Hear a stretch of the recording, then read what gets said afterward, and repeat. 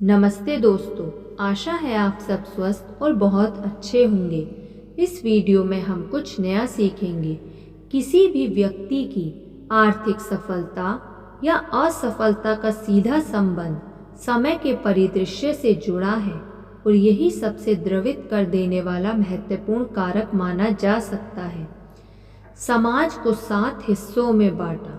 निम्न वर्ग, उच्च निम्न वर्ग, निम्न मध्यम वर्ग, मध्यम मध्यम वर्ग, उच्च मध्यम वर्ग, निम्न उच्च वर्ग और उच्च उच्च वर्ग। यह पता चला कि सामाजिक आर्थिक उपलब्धि के प्रत्येक स्तर पर लोगों ने लंबे और लंबे समय तक के परिदृश्य का अभ्यास किया था। इस बात से कोई फर्क नहीं पड़ता था कि वे कहाँ से आए थे, उनकी शिक्षा और वर्तमान हालात का स्तर क्या था।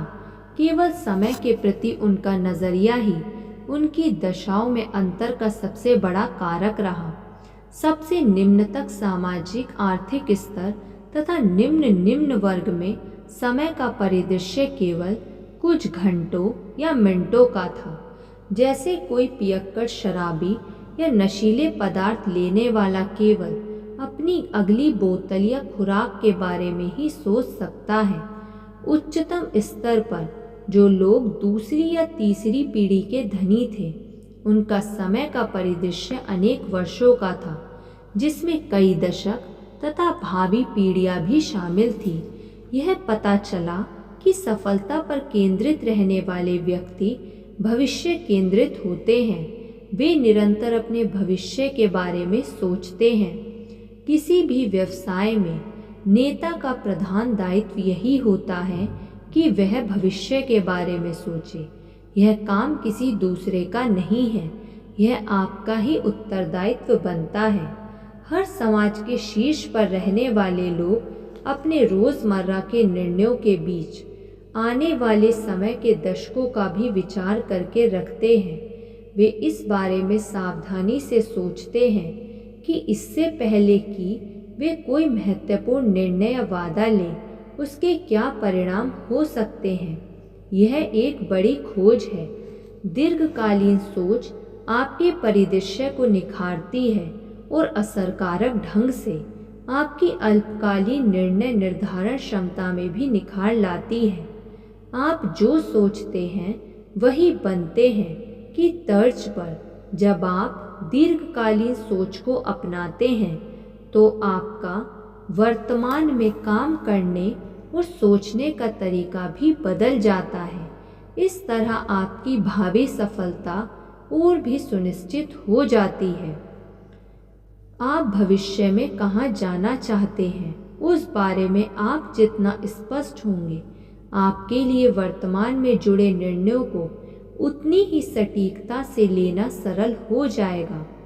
यह भी था कि अगर आप अपने उद्योग में नेता बनने का लक्ष्य रखते हैं तो आपको अपने आने वाले 5 सालों को ध्यान में रखते हुए स्वयं से प्रश्न करना होगा, अगर हमें अपनी कंपनी को शिखर तक ले जाना है तो आज से 5 साल के भीतर हमारी कंपनी के पास कौन से कौशल, योग्यताएं व क्षमताएं होनी चाहिए।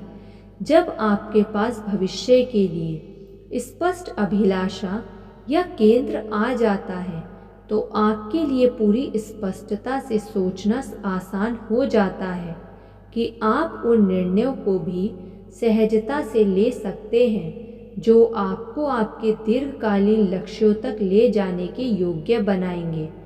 दीर्घकालीन परिप्रेक्ष्य में बलिदान शब्द को बहुत महत्वपूर्ण माना जाता है। सफल लोग बलिदान करने को तैयार रहते हैं। वे वर्तमान में मिलने वाले अल्पकालिक सुखों व सुविधाओं को उपेक्षित कर देते हैं ताकि आने वाले समय में बेहतर पुरस्कार पा सकें। अगर आप दीर्घकालीन पुरस्कार पाने के लिए अल्पकालीन पीड़ा को स्वीकार करने की संकल्प शक्ति व अनुशासन नहीं रखते तो आपके लिए सफलता को बनाए रखने की संभावना बहुत क्षीण हो जाएगी। धन्यवाद। ऐसी और वीडियो सुनने के लिए आप इस चैनल को सब्सक्राइब कर लीजिए और इस वीडियो को लाइक कर दीजिए। धन्यवाद।